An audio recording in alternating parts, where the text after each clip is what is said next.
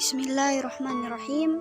Assalamualaikum warahmatullahi wabarakatuh. Puji syukur kita panjatkan kehadirat Allah karena atas nikmatnya kita masih diberi kesempatan dan kesehatan untuk mendengarkan materi kami.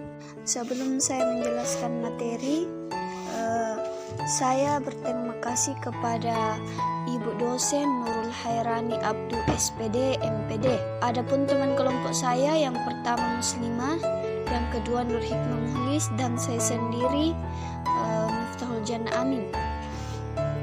Di sini saya akan mewakili kelompok 1 untuk menjelaskan materi kami, yaitu jenis-jenis karya ilmiah.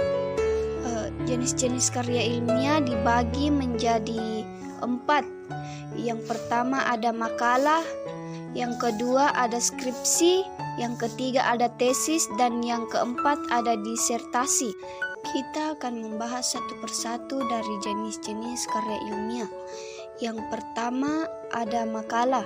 Saya rasa makalah ini sudah tidak asing lagi buat kita, terutama kita para pelajar. Makalah ini merupakan karya tulis yang membahas suatu topik secara ilmiah.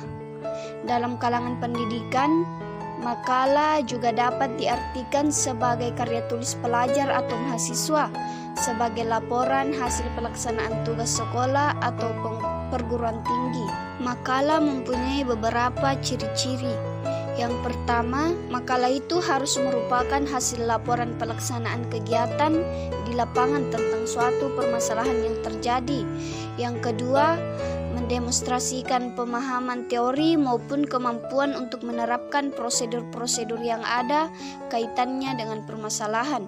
Yang ketiga, untuk menunjukkan kemampuan tentang pemahaman teori maupun sumber-sumber yang digunakan untuk menyusun makalah. Dan yang keempat yaitu untuk mendemonstrasikan kemampuan dalam menyusun berbagai sumber informasi untuk menyelesaikan permasalahan. Jenis-jenis makalah diantaranya ada makalah induktif, ada makalah deduktif, dan ada makalah campuran. Adapun tujuan dari penulisan makalah yaitu untuk mengevaluasi hasil kerja kita, untuk dijadikan acuan dan diinterpretasikan muka umum agar bisa dipahami dan bisa disebarluaskan agar berguna bagi orang lain. Setelah membahas tujuan, kita harus tahu apa manfaat dari menyusun dan menulis makalah. Adapun manfaatnya, yang pertama, kita dapat belajar untuk memahami masalah yang ada dan mencari solusinya. Yang kedua, kita dapat membuka pikiran untuk memahami permasalahan yang akan dicarikan solusinya.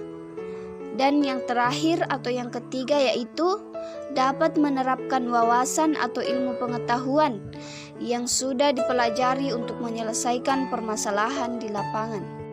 Jenis karya ilmiah selanjutnya yaitu skripsi. Skripsi ini biasa dilakukan oleh mahasiswa semester akhir. Skripsi sendiri merujuk pada karya tulis ilmiah yang berupa paparan tulisan yang berisi hasil penelitian sarjana mengenai pembahasan suatu fenomena atau permasalahan dalam suatu bidang ilmu dengan berdasar kepada kaidah-kaidah yang berlaku. Kaidah-kaidah tersebut biasanya berbeda dari perguruan tinggi yang satu dengan perguruan tinggi lain. Ditinjau dari segi metode penelitian yang digunakan, skripsi dapat diklarifikasikan menjadi beberapa jenis, yaitu ada kuantitatif, kualitatif, PTK atau penelitian tindakan kelas, dan pengembangan atau research and development atau R&D. Jenis karya ilmiah selanjutnya yaitu ada tesis.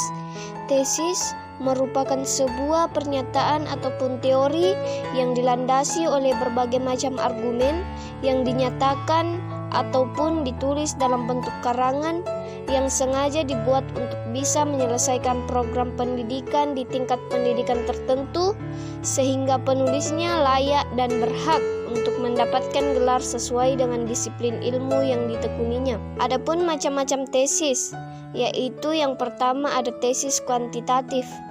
Tesis kuantitatif merupakan tesis yang dibuat untuk membangun ataupun mendirikan berbagai macam pernyataan ataupun kerangka hipotetikal. Tesis kuantitatif sering juga disebut dengan nalar deduktif hipotetikal.